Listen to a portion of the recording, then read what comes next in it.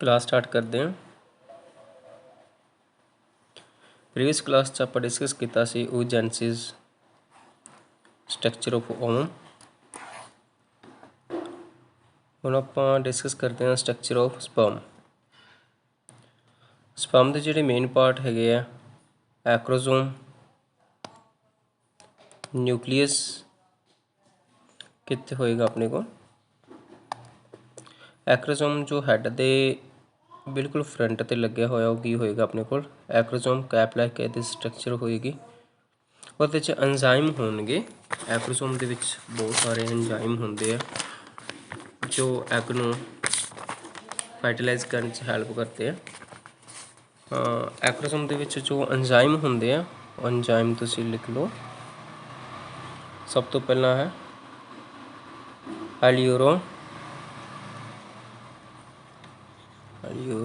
ਨਾਈਡੇਜ਼। Second है corona penetrating enzyme. Corona penetrating enzyme. Third जो है जोनालाइजिन।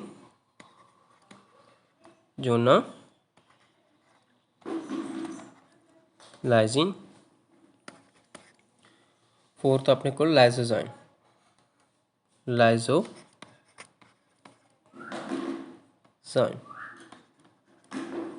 इन्हां दी वर्किंग की है अपने कोल जिद्दां सब तो पहला अपने कोल किहड़े वाला हैगा हाइल्यूरोनाइडेज। ये की करेगा हैगा जो फॉलिकल है जां ग्रेनुलोसा सैल है उन्हें सीमेंटिंग करेगा।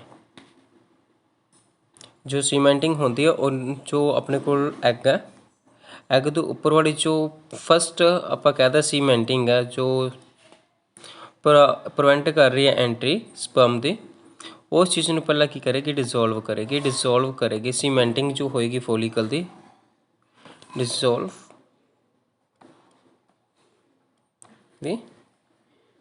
Cementing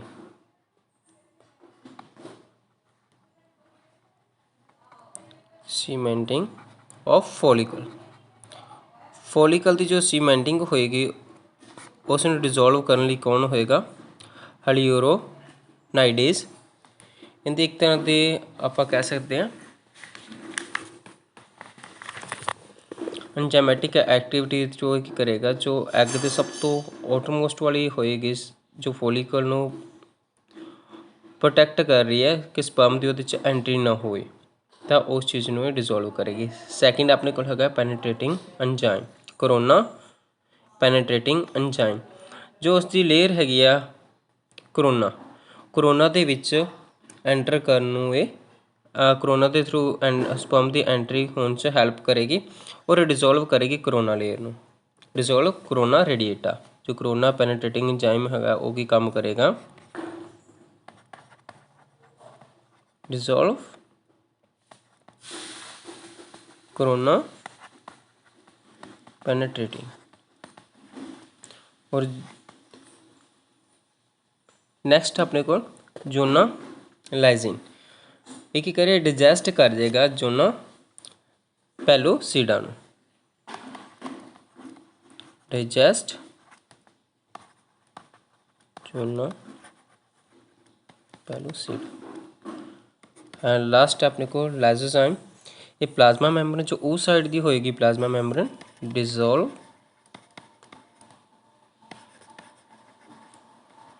plasma membrane of oocyte। ये इन्ने तरह एंजाइम है पहला अपने को किहड़े वाला हाइल्यूरोनाइडेज। सैकेंड अपने को कोरोना पेनिट्रेटिंग एंजाइम। थर्ड है अपने को जोनालाइजिन। फोर्थ है लाइसोजाइम का काम है जो उस साइड की जी मैम्ब्रेन होएगी उन्होंने डिजोल्व करने लिए। जोनालाइजिन है जोना नू डिजेस्ट करेगा और कोरोना पेनिट्रेटिंग जो कोरोना लेयर होएगी एग के उपर उसनों डिजोल्व करने से हैल्प करेगा। ये सारे के सारे एंजाइम एक्रोसोम के विच होंगे। नैक्सट अपने को हैड ये हैगा हैड की बिल्कुल फ्रंट ते सी। नैक्सट हैड ਹੈਡ ਦੇ ਵਿੱਚ ਨਿਊਕਲੀਅਸ ਹੋਏਗਾ ਆਪਣੇ ਕੋਲ, ਇਲੋਂਗੇਟਡ ਹੋਏਗਾ। ਔਰ ਨੈਕਸਟ ਮਿਡਲ ਦੇ ਵਿੱਚ ਮਾਈਟੋਕੌਂਡਰੀਆ ਪਏ ਹੋਣਗੇ। ਕੀ ਹੋਣਗੇ? ਮਾਈਟੋਕੌਂਡਰੀਆ ਜੋ ਪ੍ਰੋਵਾਈਡ ਕਰਦੇ ਐਨਰਜੀ। ਮਿਡਲ ਦੇ ਵਿੱਚ ਕਿਉਂ ਇਹ ਬਿਲਕੁਲ ਟੇਲ ਦੇ ਨੇੜੇ ਹੋਣਗੇ, ਕਿਉਂਕਿ ਟੇਲ ਜਿਹੜੀ ਹੈਗੀ ਆ ਉਹ ਮੋਟਿਲਿਟੀ ਪ੍ਰੋਵਾਈਡ ਕਰਦੀ ਹੈ ਸਪਰਮ ਨੂੰ। ਸੋ ਇਹ ਹੈਲਪ ਕਰਨਗੇ। ਔਰ ਲਾਰਜ ਨੰਬਰ ਆਫ ਮਾਈਟੋਕੌਂਡਰੀਆ ਜਿਹੜੇ ਕਿਤੇ ਹੋਣਗੇ? ਮਿਡਲ ਪੀਸ ਦੇ ਵਿੱਚ ਹੋਣਗੇ। ਅਤੇ ਟੇਲ ਕੀ ਕਰੇਗਾ? ਸਪਰਮ ਨੂੰ ਮੋਟਿਲਿਟੀ ਪ੍ਰੋਵਾਈਡ ਕਰੇਗਾ, ਜੋ ਹੈਲਪ ਕਰੇਗੀ ਫਰਟੀਲਾਈਜੇਸ਼ਨ ਵਿੱਚ।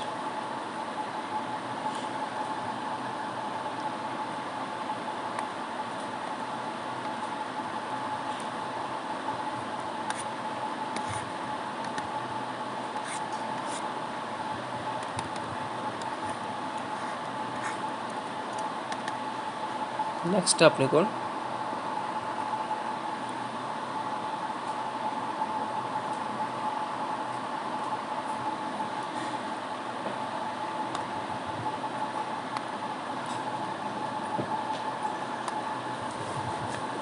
ਜੋ ਹਾਰਮੋਨਲ ਰੈਗੂਲੇਸ਼ਨ ਹੁੰਦੀ ਹੈ ਫੀਮੇਲ ਦੇ ਵਿੱਚ ਡਿਊਰਿੰਗ ਮੈਂਸਟਰੁਅਲ ਸਾਈਕਲ ਦੇ ਵਿੱਚ।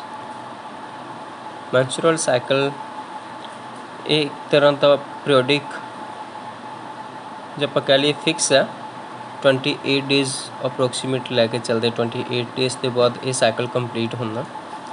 ਜਿਹੜੇ ਪ੍ਰਾਈਮੇਟਸ ਹੈਗੇ ਉਹਦੇ ਮੌਂਕੀਸ, ਏਪਸ ਅਤੇ ਹਿਊਮਨ ਆਉਣਗੇ। ਇਹਨਾਂ ਦੇ ਵਿੱਚ ਮੈਂਸਟਰੁਅਲ ਸਾਈਕਲ ਚੱਲਦਾ। ਔਰ ਇਸ ਤੋਂ ਇਲਾਵਾ ਬਾਕੀ ਵਾਲੇ ਜਿਹੜੇ ਹੁੰਦੇ ਉਹਦੇ 'ਚ ਕਿਹੜੇ ਵਾਲੇ ਚੱਲਦਾ?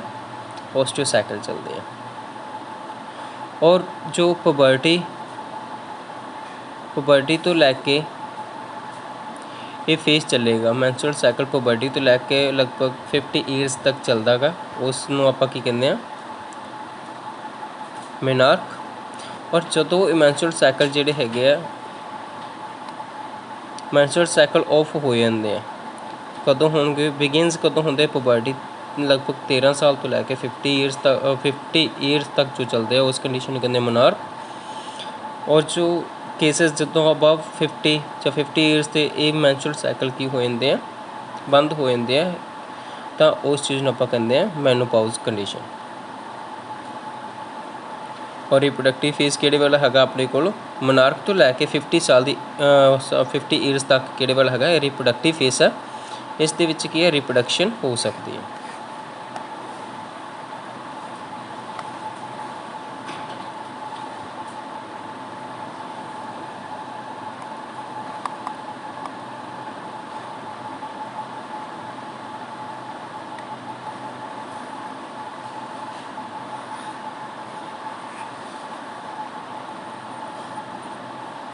ਨੈਕਸਟ ਆਪਣੇ ਕੋਲ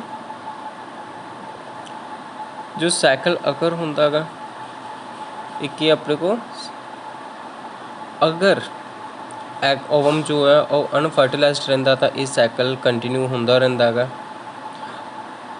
ਅਗਰ ਇਹ ਸਾਈਕਲ ਮਿਸਿੰਗ ਹੋ ਜਾਂਦਾ ਤਾਂ ਉਹਦੇ ਵਿੱਚ ਕੀ ਕਾਰਨ ਹੋ ਸਕਦੇ ਆ? ਜਾਂ ਤਾਂ ਇੰਡੀਕੇਸ਼ਨ ਹੋਏਗਾ ਪ੍ਰੈਗਨੈਂਸੀ ਦੇ, ਜਾਂ ਸਟਰੈਸ, ਜਾਂ ਪੂਅਰ ਹੈਲਥ ਦੇ।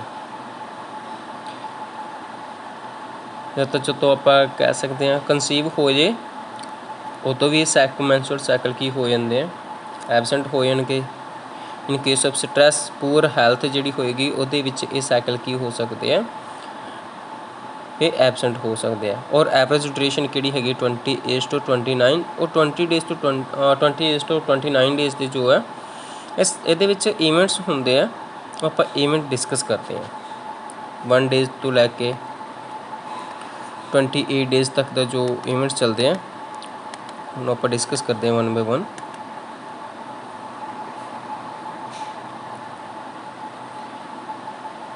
ਸਭ ਤੋਂ ਪਹਿਲਾਂ ਆਪਾਂ ਦੇਖਦੇ ਹਾਂ ਮੈਂਸਟਰੁਅਲ cycle.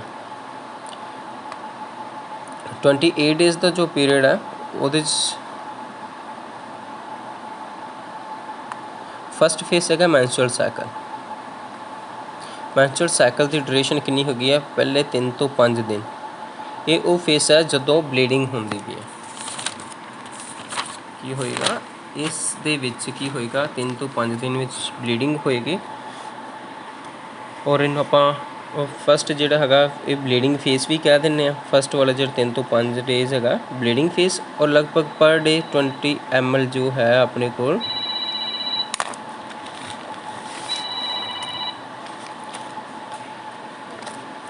20 ml per day bleed होंगी है। और सैकंडली जो इस चीज़ में आप कहते हैं हार्मोन्स एंड देयर इफैक्ट की है ड्रास्टिक डिक्लाइन प्रोजेस्टेरोन की जो डिक्लाइन होएगी उदों ये चीज़ होंगी है। इवेंट्स इन ओवरी जो अपने मैंसुरल साइकिल हो रहे होंगे तो उदों की होंगे ओवरी के किहड़े वेले होंगे कॉर्पस ल्यूटियम जिहड़ा है वो की हो जाता डीजनरेट हो जाता। कॉर्पस ल्यूटियम की होएगा डीजनरेट होएगा। कॉर्पस ल्यूटियम दसांगे की चीज़ होंदी है। नैक्सट जो अपने को इवेंट इन यूट्रस देखो सारे ड्यूरेशन कितनी 3 तो 5 दिन। हार्मोन च की है प्रोजेस्टेरोन की हो जाएगा डिक्लाइन हो जाएगा लैस हो जाएगा। इवेंट ओवरी दे विच किहड़े वाला चल रहा है कॉर्पस ल्यूटियम डीजनरेट। और इवेंट इन यूट्रस दे विच की होएगा एंडोमैट्रियम जो होएगी सब तो इनर मोस्ट लेयर जिहड़ी होंदी है यूट्रस दी और डीजनरेट हो जाएगी शैड डाउन हो जाएगी। और उस शट डाउन होने विच जिहड़ा उहदे विच ब्लड वैसल जिहड़ियां होणगियां उहदे विच एंड लिक्विड वो सारे का सारा की होएगा वजाइना के थ्रू बाहर आ जाएगा। उस चीज़ नहीं आप मैंसुरल फ्लो कहते हैं। मैंसुरल फ्लो सैकेंड फेज़ है अपने को ये फस्ट असी 3 तो 5 दूसरा फेज़ चलेगा अपने को 5 तो 14 दिन। सैकेंड फेज़ कदों कितों तक चलेगा अपने को दसो। सैकेंड फेज़ का नाम की है फॉलिक्यूलर या फिर प्रोलीफेरेटिव फेज़। सैकेंड वाला फेज़ किहड़ा अपने को फॉलिक्यूलर और प्रोलीफेरेटेड फेज़। ये की होएगा जो अपने ड्यूरेशन हैगी वेरीएबल होएगी हर एक इंडिविजुअल के थोड़ी बहुत चेंज हो सकते हैं। और ये की होएगा जो हार्मोन होंगे ग्रैजुअली इंक्रीज होंगे FSH एंड LH। FSH का काम है जो फॉलिकल्स होंगे फॉलिकल की ग्रोथ कराना। फॉलिकल्स जिहड़े हैगे आ उन्हां दी की कराएगा ग्रोथ कराएगा।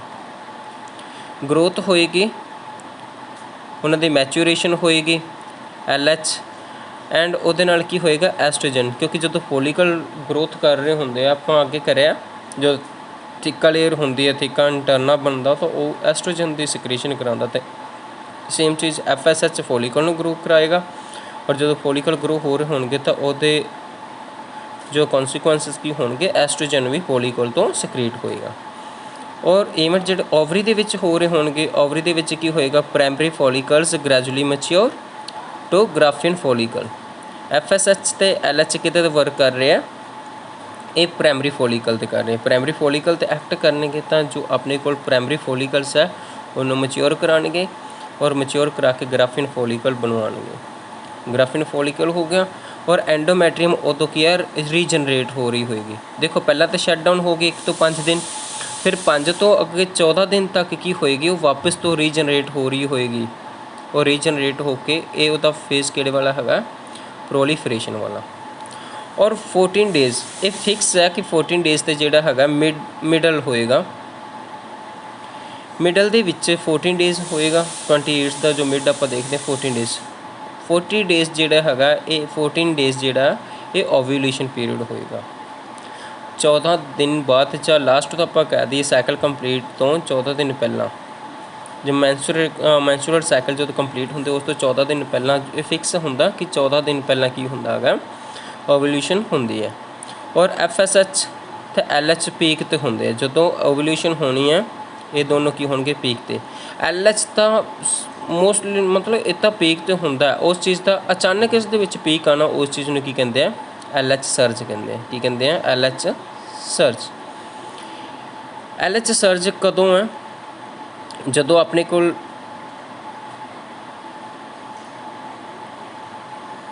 अपना ग्राफियन फॉलिकल है ग्राफियन फॉलिकल तो बाद अपने को की होएगा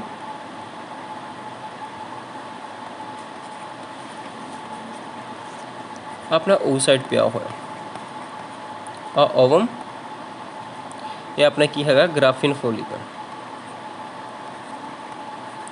ग्राफियन फॉलिकल जो ग्राफियन फॉलिकल रप्चर होंदा ग्राफियन फॉलिकल की होएगा रप्चर होएगा। रप्चर कदों होना जोड़ा LH है ना LH 14 दिन बाद ये आके एकदम बहुत ज़्यादा स्ट्रोंगली एक्ट करता। 14 डेज़ जो हो जाते हैं ग्राफिन फॉलिकल ते एक्ट करेगा तो जोड़ा आ ओवम हैगा ओवम की हो जाएगा इतों ओवम बाहर हो जाएगा ग्राफिन फॉलिकल्स तो जो ये चीज़ होएगी इस प्रोसैस नूं कहंदे ओव्यूलेशन ओव्यूलेशन ओव्यूलेशन और एग तो बाहर हो जाएगा बाकी का जो रिमेनिंग होएगा उस चीज़ नूं आपां कहंदे आ कॉर्पस ल्यूटियम नाम की देंगे आपां कॉर्पस ल्यूटियम कॉर्पस ल्यूटियम और कॉर्पस ल्यूटियम ये सेक्रेशन कराएगा प्रोजेस्टेरोन दी प्रोजेस्टेरोन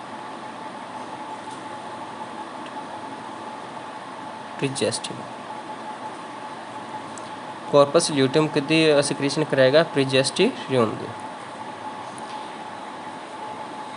LH 14 डेज़ से जो ये पीक आएगा कि LH ने 14 डेज़ से पीक जो आएगा तो ग्राफिन फॉलिकल रप्चर होएगा रप्चर कराने वास्ते LH ही रिस्पोंसिबल है जो रप्चर होएगा ओवम बाहर आ जाएगा उस प्रोसैस की कहते हैं ग्राफिन फॉलिकल तो ओवम का बाहर आना ओव्यूलेशन है ये कदों होएगी 14 डेज़ से होएगी और ग्राफिन फॉलिकल रप्चर क्यों होएगा क्योंकि उस चीज़ को LH करांदी है LH ल्यूटिनाइजिंग हार्मोन होंदा अपने को ल्यूटिनाइजिंग हार्मोन ग्राफिन फॉलिकल ते एक्ट करेगा और वो रप्चर कराएगा रप्चर कराने तो बाद ओवम आएगा ओवम होने तो बाद विच उस पर ओवम का ग्राफिन फॉलिकल तो बाहर आना ओव्यूलेशन होंदा 14 डेज़ से होएगा और ओवम तो बाद विच बाकी बचा होया पोर्शन जो होएगा ग्राफिन फॉलिकल दो चीज़ों के डिवाइड होया ग्राफिन फॉलिकल किते च डिवाइड होया ग्राफिन फॉलिकल जो होएगा ग्राफिन जो होएगा एक तो ओवम बनता है तो और दूसरा की बनेगा corpus luteum corpus luteum and ovum दोनों मिलके पहला की बनाते ग्राफ ये की होगा से अपने को ग्राफियन फॉलिकल जो रप्चर होएगा तो एक ओवम बन जाता और एक की बनता कॉर्पस ल्यूटियम और ये सेक्रेशन कराएगा प्रोजेस्टेरोन ने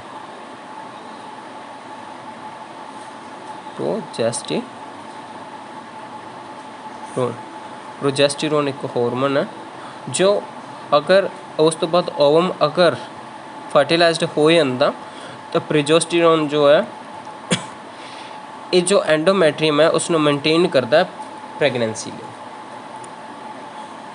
प्रोजेस्टेरोन का काम किया अगर ओवम फर्टिलाइज्ड हो जाता तो ये एंडोमेट्रियम की करेगा मेनटेन करेगा कि उस दे विच इम्प्लांटेशन प्रॉपरली हो जाए ओके प्रोजेस्टेरोन का आही काम है जो कॉर्पस ल्यूटियम अगर फर्टिलाइज नहीं होंदा ओवम तो कॉर्पस ल्यूटियम जो है 9 डेज़ तो बाद की होना शुरू हो जाएगा डीजनरेट होना शुरू हो जाएगा डीजनरेट 9 डेज़ तो शुरू हो जाएगा और 14 डेज़ तक की हो जाएगा कम्प्लीटली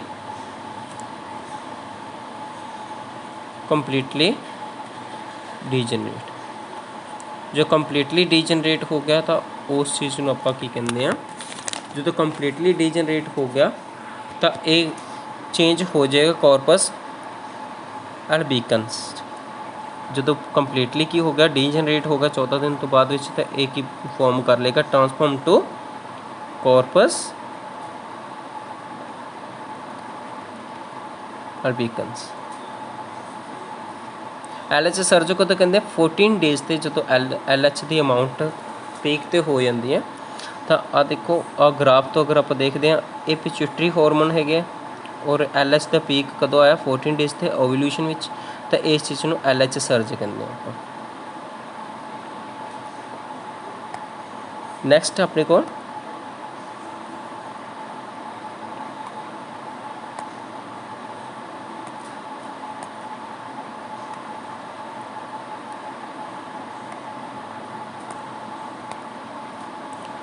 ओव्यूलेशन तो बाद विच अपने को की होया FSH एट द पीक तो rupture of graphene follicle release ovum पर साइकिल एक ओवम एक साइकिल दे विच रिलीज़ होएगा तो रप्चर ऑफ ग्राफिन नैक्सट अपने को इवेंट यूटरस दे विच की होणगे ਪ੍ਰੋਲੀਫਰੇਸ਼ਨ ਆਫ ਐਂਡੋਮੈਟਰੀਅਮ ਤੇ ਕੰਟੀਨਿਊਸ ਹੁੰਦਾ ਜਾਏਗਾ।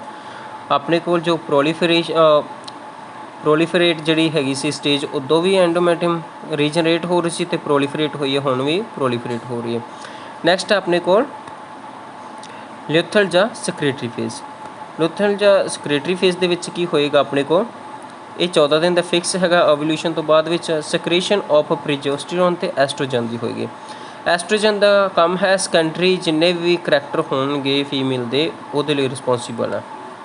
ਸੈਕੰਡਰੀ ਕਰੈਕਟਰ ਜਿੱਦਾਂ ਹਰ ਤਰ੍ਹਾਂ ਦੇ ਔਰਗਨ ਜਿਹੜੇ ਡਿਵੈਲਪ ਹੋਣੇ, ਲਾਈਕ ਬ੍ਰੈਸਟ ਹੋਊਗੀ, ਬ੍ਰੈਸਟ ਦੀ ਗਰੋਥ ਹੋਣੀ, ਜਾਂ ਹੋਰ ਜਿੰਨੇ ਵੀ ਹਾਰਮੋਨਲ ਚੇਂਜ ਹੋਣੇ ਆ, ਉਹ ਕੌਣ ਕਰਾਏਗਾ, ਐਸਟ੍ਰੋਜਨ। ਪ੍ਰੋਜੈਸਟਰੋਨ ਕੀ ਕਰਾਏਗਾ, ਇਹ ਐਂਡੋਮੈਟਰੀਅਮ ਨੂੰ ਮੇਨਟੇਨ ਕਰਦਾ ਹੈ। ਨੈਕਸਟ ਹੈ ਆਪਣੇ ਕੋਲ ਜੋ ਓਵਰੀ ਦੇ ਵਿੱਚ ਹੋਣਗੇ ਇਵੈਂਟਸ, ਕਿਉਂਕਿ ਰਪਚਰ ਹੋ ਗਿਆ ਗ੍ਰਾਫਿਨ ਫੋਲੀਕਲ ਅਤੇ ਓਵਮ ਤਾਂ ਉੱਥੋਂ ਬਾਹਰ ਆ ਕੇ ਕਿਤੇ ਅੱਗੇ ਫਲੋਪੀਅਨ ਟਿਊਬ ਤੱਕ ਆ ਜਾਏਗਾ, ਲੇਕਿਨ ਜੋ ਆਪਣੇ ਕੋਲ ਰੈਮਨੈਂਟਸ ਰਹਿ ਜਾਣਗੇ ਉਹਦੇ, ਉਹ ਫੋਲੀਕਲ ਦੇ, ਉਹ ਕਿਤੇ 'ਚ ਫੋਰਮ ਹੋ ਜਾਣਗੇ ਕਾਰਪਸ ਲਿਊਟੀਅਮ ਦੇ ਵਿੱਚ।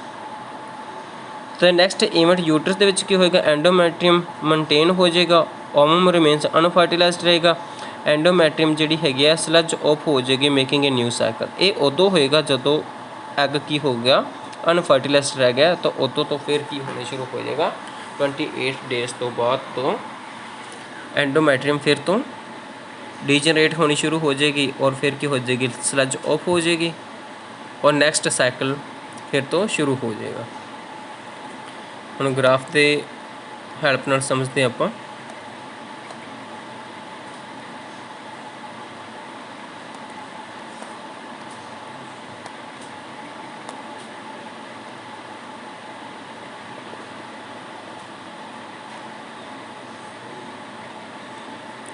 ਇੱਥੇ ਆਪਣੇ ਕੋਲ ਦੋ ਤਰ੍ਹਾਂ ਦੇ ਹਾਰਮੋਨ ਹੈਗੇ, FSH, ਇਹ ਆਪਾਂ ਆਲਰੇਡੀ ਕੀਤਾ ਕੈਮੀਕਲ ਕੋਆਰਡੀਨੇਸ਼ਨ ਦੇ ਵਿੱਚ। FSH ਅਤੇ LH ਕਿਹੜੇ ਹੈਗੇ, ਪਿਚਿਊਟਰੀ ਹਾਰਮੋਨ ਹੈਗੇ। ਅਤੇ ਜੋ ਪ੍ਰੋਜੈਸਟਰੋਨ ਹੈਗਾ ਆਪਣੇ ਕੋਲ, ਪ੍ਰੋਜੈਸਟਰੋਨ ਅਤੇ ਐਸਟ੍ਰੋਜਨ, ਇਹ ਕਿਹੜੇ ਵਾਲੇ ਹੈਗੇ, ਇਹ ਓਵਰੀ ਵਾਲੇ ਹਾਰਮੋਨ ਹੈ, ਓਵਰੀਅਨ ਹਾਰਮੋਨ।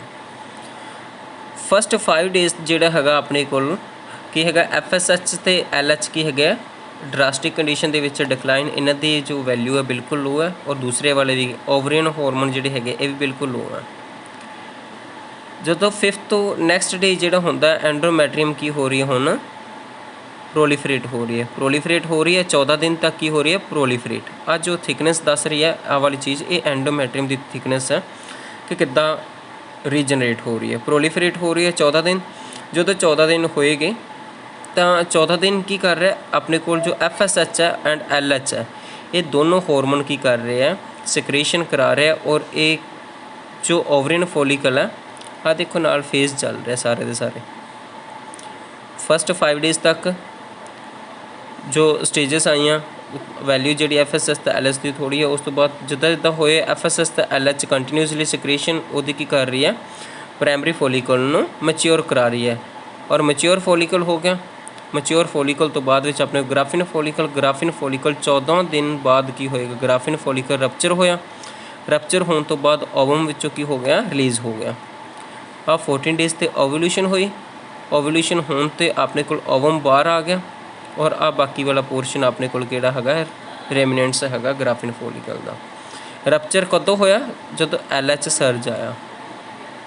ਇਹ LH ਹਾਰਮੋਨ ਹੀ ਰਿਸਪੋਂਸੀਬਲ ਹੈ ਇਹਦੀ ਰਪਚਰਿੰਗ ਦਾ, ਗ੍ਰਾਫਿਨ ਫੋਲੀਕਲ ਦੇ। ਜਦੋਂ ਤੇ ਓਵਮ ਬਾਹਰ ਆ ਗਿਆ, ਔਰ ਵਿੱਚ ਕੀ ਰਹਿ ਗਿਆ ਆਪਣੇ ਕੋਲ, ਰੈਮਨੈਂਟਸ। ਜੋ ਰੈਮਨੈਂਟਸ ਹੈ ਉਹ ਕਿਤੇ 'ਚ ਚੇਂਜ ਹੋ ਗਿਆ LH, CL, ਕਾਰਪਸ ਲਿਊਟਮ ਦੇ ਵਿੱਚ, CL ਦੇ ਵਿੱਚ ਚੇਂਜ ਹੋ ਗਿਆ ਕਾਰਪਸ ਲਿਊਟੀਅਮ। ਕਾਰਪਸ ਲਿਊਟੀਅਮ ਹੁਣ ਕੀ ਕਰੇਗਾ, ਜਦੋਂ ਕਾਰਪਸ ਲਿਊਟੀਅਮ ਆ ਗਿਆ, ਕਾਰਪਸ ਲਿਊਟੀਅਮ ਦੇ ਨਾਲ ਕੀ ਹੋਏਗਾ, ਕਾਰਪਸ ਲਿਊਟੀਅਮ ਦਾ ਕੰਮ ਹੈ ਪ੍ਰੋਜੈਸਟਰੋਨ ਨੂੰ ਸਿਕ੍ਰੀਟ ਕਰਾਉਣਾ। ਜਦੋਂ ਕਾਰਪਸ ਲਿਊਟੀਅਮ ਆ ਗਿਆ, ਉਹਨੇ ਪ੍ਰੋਜੈਸਟਰੋਨ ਨੂੰ ਕੀ ਕਰਾਤਾ, ਇੰਕਰੀਜ਼ ਕਰਤਾ ਲੈਵਲ। ਐਸਟ੍ਰੋਜਨ ਦੀ ਪੀਕ ਕਦੋਂ ਆਈ ਹੈ, 14 ਡੇਜ਼ 'ਤੇ ਪੀਕ LH ਦੀ ਵੀ ਪੀਕ ਆਏਗੀ, ਔਰ ਐਸਟ੍ਰੋਜਨ ਦੀ ਪੀਕ 14 'ਤੇ ਆਏਗੀ।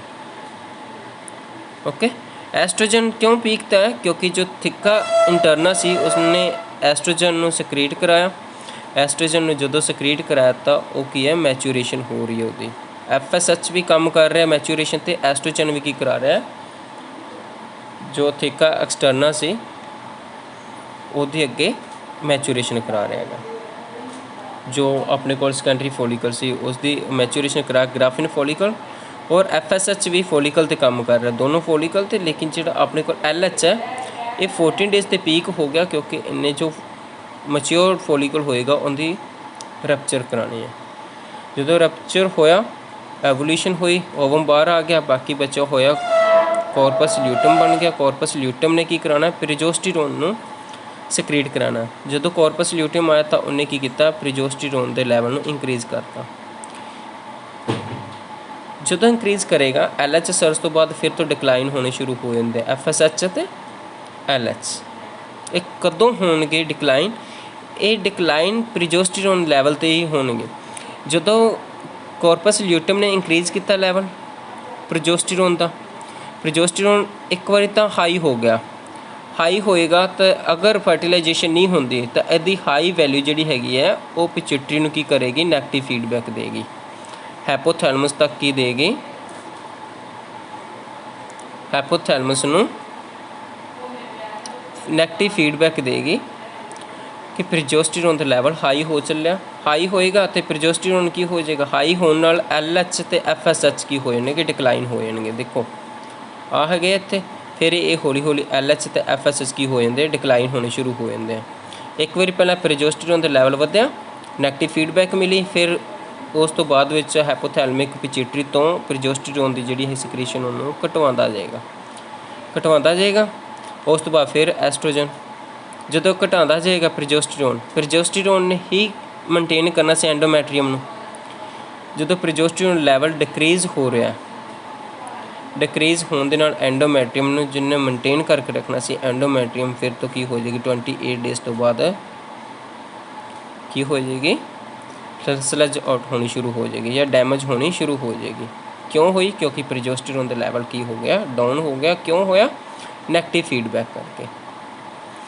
ਨੈਗੇਟਿਵ ਫੀਡਬੈਕ ਮਿਲੀ ਆ, ਇਸ ਲਈ ਇਹ ਪ੍ਰੋਜੈਸਟੀਰੋਨ ਦਾ ਜਿਹੜਾ ਲੈਵਲ ਹੈ ਉਸ ਤੋਂ ਬਾਅਦ ਡਿਕਰੀਜ਼ ਹੋਣਾ। ਅਗਰ ਇਹ ਫਰਟੀਲਾਈਜ਼ਡ ਹੋ ਜਾਂਦਾ ਤਾਂ ਫਿਰ ਪ੍ਰੋਜੈਸਟੀਰੋਨ ਨੇ ਕੀ ਕਰਨਾ ਸੀ, ਐਂਡੋਮੈਟਰੀਅਮ ਨੂੰ ਮੇਨਟੇਨ ਕਰਨ 'ਤੇ ਲੱਗ ਜਾਣਾ ਸੀ, ਔਰ ਨੈਗੇਟਿਵ ਫੀਡਬੈਕ ਹੈਪੋਥੈਲਮਸ ਨੂੰ ਨਹੀਂ ਮਿਲਣੀ ਸੀ।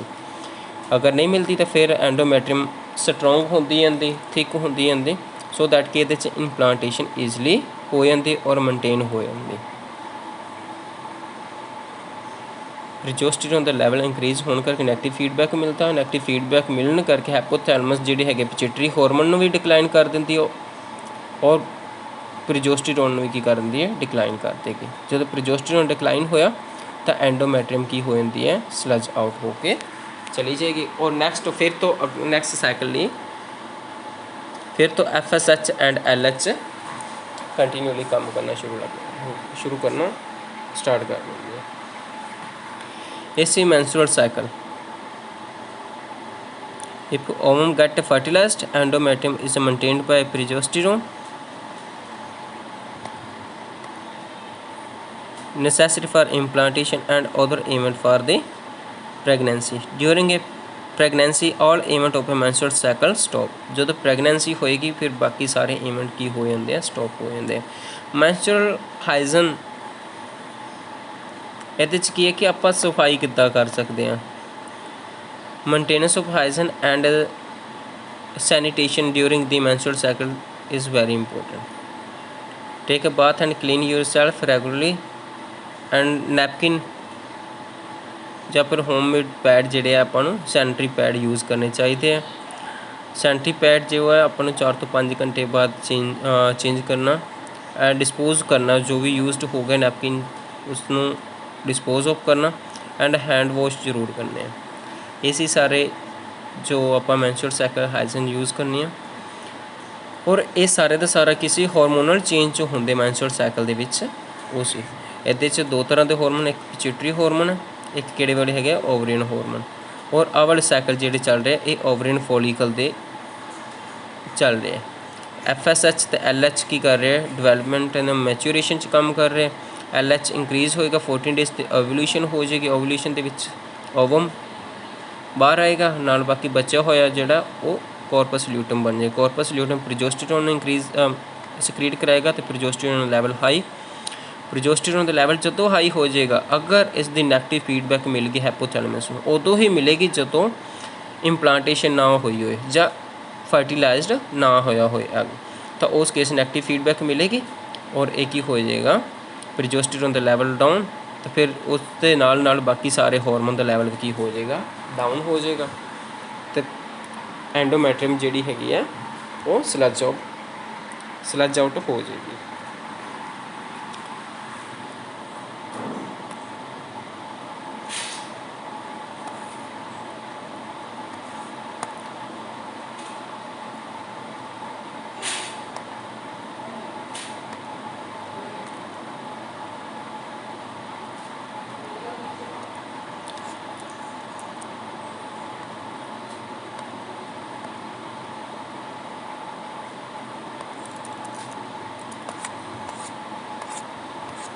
बस इन्ना सी अज का, और इस चैप्टर कंप्लीट है। नैक्सट इसका एक होर पार्ट है आप डिस्कस करांगे नैक्सट क्लास दे विच, और कुछ और इंपॉर्टेंट पॉइंट आप करते हैं।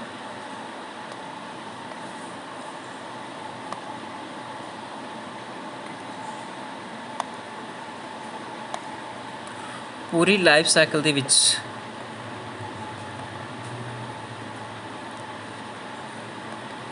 फुल लाइफ साइकिल जो होएगा एक फीमेल का, उस दे दौरान जो ओवम प्रोड्यूस करती है ਜਾਂ लगभग 450 ओवा प्रोड्यूस होंदा अप्रॉक्स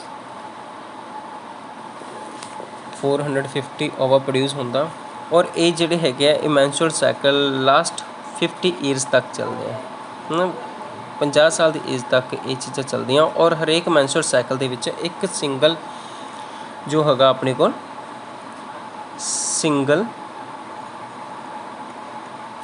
ओवा जो है पर मैंस्ट्रुअल साइकिल जिहड़ा वो डीजनरेट होंदा गा, सिंगल ओवा पर मैंस्ट्रुअल साइकिल की होएगा डीजनरेट होएगा।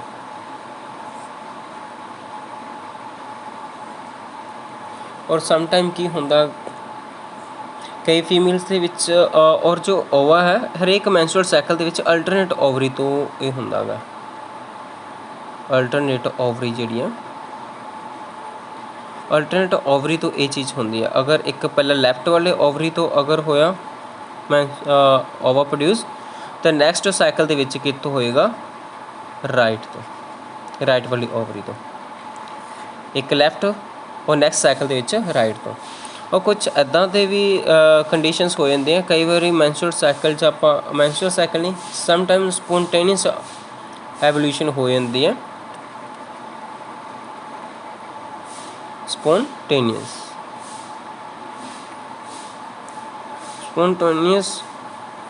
एवोल्यूशन हो जाती है समटाइम, उहदे च की होंदा मोर दैन 1 ओवा प्रोड्यूस होंदा वा, मोर दैन 1 ओवा। अब मोर दैन 1 ओवा होएगा अगर मोर दैन 1 अगर वो साइमल्टेनियसली की हो जाते हैं,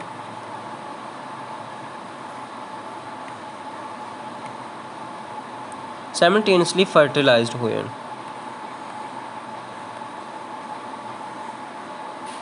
और साइमल्टेनियसली फर्टिलाइज्ड होगा तो उहदे नाल की होएगा, देखो अलग अलग ओवा अगर वो साइमल्टेनियसली फर्टिलाइज्ड हो जाते हैं तो जो ट्विन्स होणगे या सिबलिंग जो होणगे वो सिमिलर आइडेंटिकल नहीं होणगे, siblings will not identically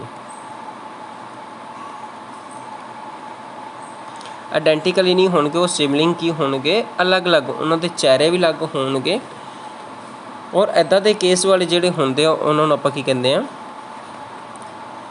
fraternal, की कहंदे आपां फ्रेटर्नल, क्योंकि उन्होंने जो प्रोडक्शन हुई है जो आपां कह लीए जो उन्होंने रिप्रोडक्शन हुई है और अलग अलग ओवे के थ्रू हुई है, उन्होंने दोनों ओवा अलग अलग सीगे जितों उन्होंने रिप्रोडक्शन हुई, तो इसलिए आप की कहते हैं फ्रेटर्नल।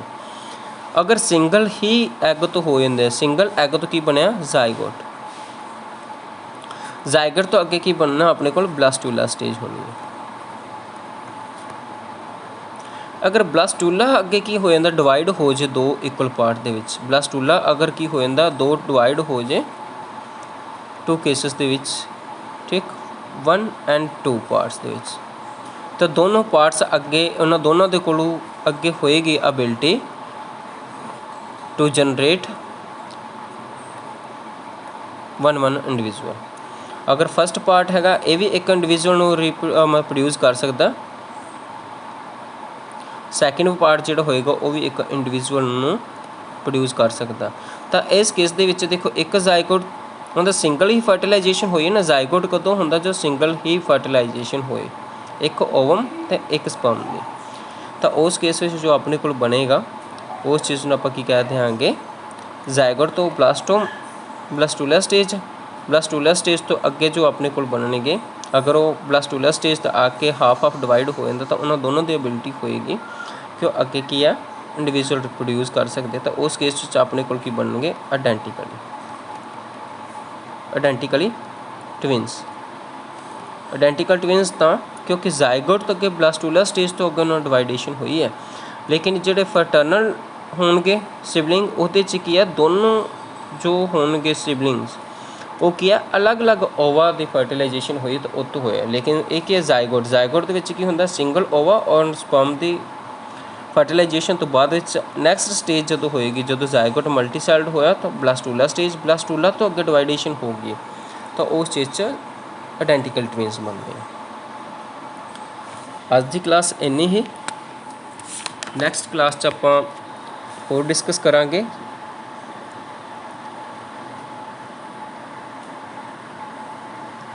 कोई डाउट हो तो पूछ सकते हो। थैंक यू बच्चे।